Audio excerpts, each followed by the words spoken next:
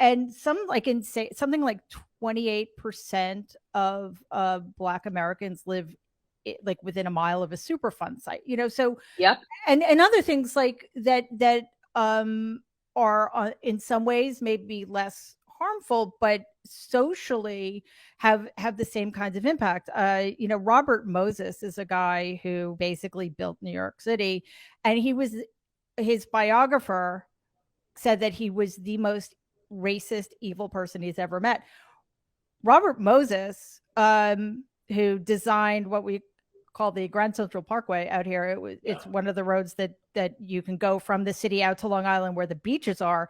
He built the bridges so low so that public transportation buses couldn't fit under them.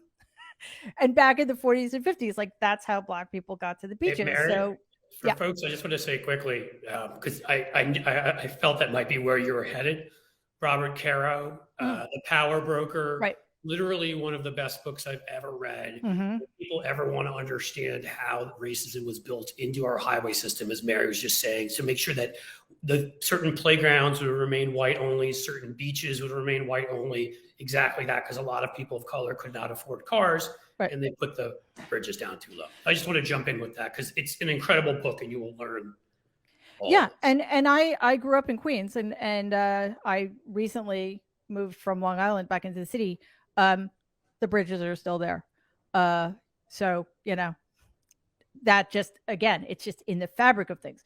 This has been happening in this country since slavery. If you talk about the environments in which the enslaved were held, and the immediate and the generational consequences of that.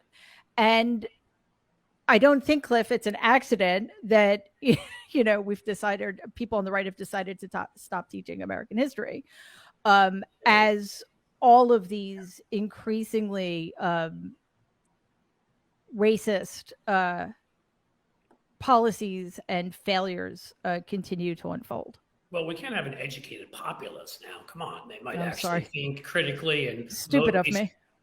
Vote based upon their needs and understand why the situations other people are in and what that may look like. We have a lot of people from various groups who can speak to their experience on this show, and I think that's really important. I'm sitting here as white guy, but the value hopefully maybe I can add on this one. Wait, I'm sorry, I thought you were a white woman. I'm working on white womanhood too. I'm not quite there yet, but I can, as somebody who lives in Ohio, here's what I can tell you all. Because you're asking a question earlier about media coverage and why don't we know about this? What's going on in Jackson? Why isn't there further coverage? And I would tell you, honestly, and especially when I believe it was Dolly I was talking about, how you didn't have a right to an abortion if you lived in Mississippi. It didn't really matter. I was on the board of Planned Parenthood here for 4 years. And I can't tell you, Mike DeWine is one of the most evil little trollish motherfuckers who hates abortion with the passion, that any of the rest of us hate actual evil things. And the rest of that crazy party. And so we were already there. They were shutting down clinics with all these weird regulations. They're like, well, if you don't have 2 waiting rooms, you only have 1. You got to shut. I mean, every way they could do it, they were doing it. Also, as somebody who, I'm not trying to give you my resume here. I'm just trying to give you what I've seen. I was on the board of the Innocence Project here. And when I saw the treatment of people of color here versus the treatment of people who are white, you have a right to a lawyer. That lawyer ends up looking something like, in terms of their competency, like Rudy Giuliani,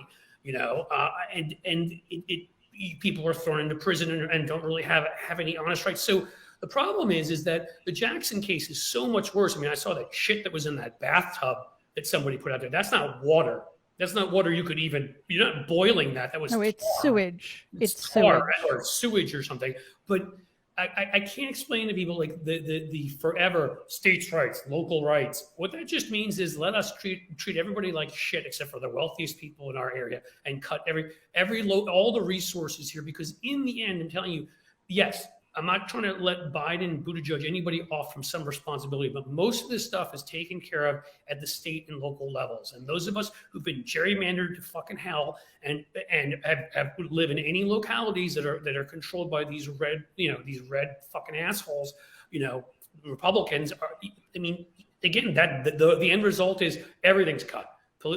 like security cut, water services cut, garbage services cut. I mean, just anything you can possibly imagine.